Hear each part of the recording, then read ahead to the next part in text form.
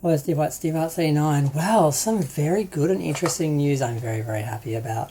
Um, little baby Arcee is getting the missing link treatment because a little while ago they showed that they had the prototype of the original Arcee toy because there was supposed to be an Arcee toy in the 1986 line.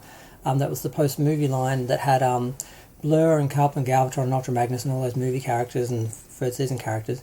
But they didn't do it because, they're a bunch of small-minded, limited misogynists who just thought, well, no one's going to want a girl Transformer. And I'm like, there are girls who play with their brothers' Transformers. You don't think they'd like their own?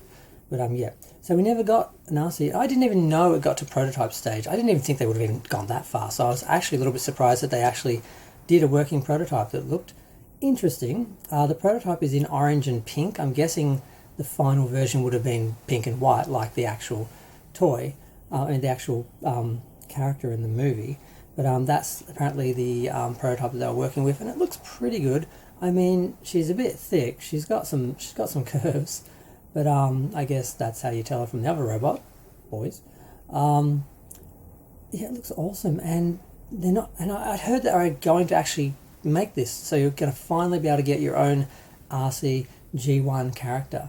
And that was exciting enough. And then I heard they're actually doing it as part of the Missing Link line, because of course it makes sense. Why would you just make a limited, recreation G1 prototype G1 figure, which then later on you probably have to articulate so it'll be part of the Missing Link sort of collection eventually. Why not just go straight to Missing Link and do it as a Missing Link? So not only are we going to finally get the 86 character toy, but she's actually going to have the full articulation of the Missing Link brand or line or whatever it's called.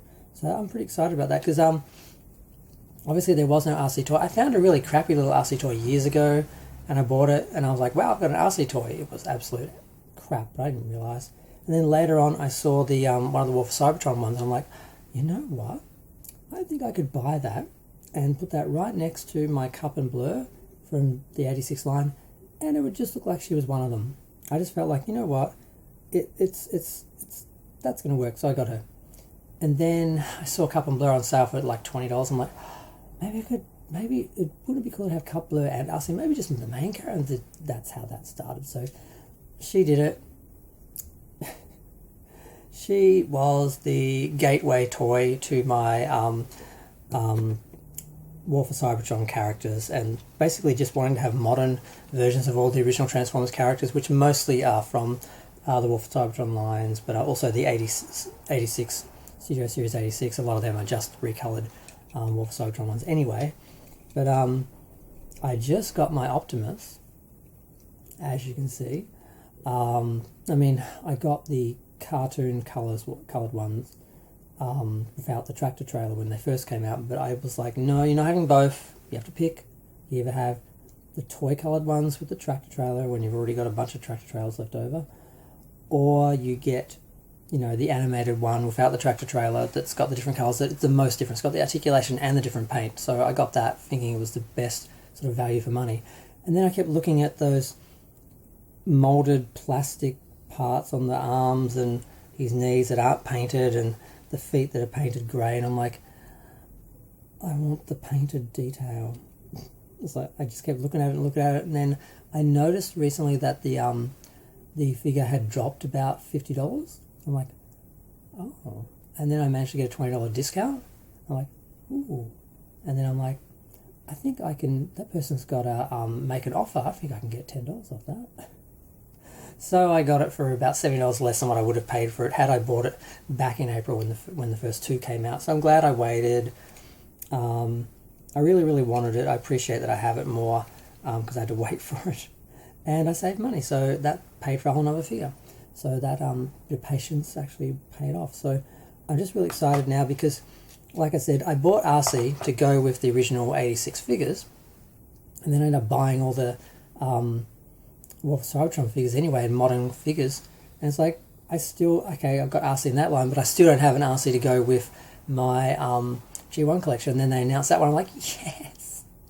And it's like, and we're getting a master Missing Link. And I'm like, this is amazing. As long as they do the colours right and maybe tweak a few, They can't really tweak much because then it's not, it's not genuine.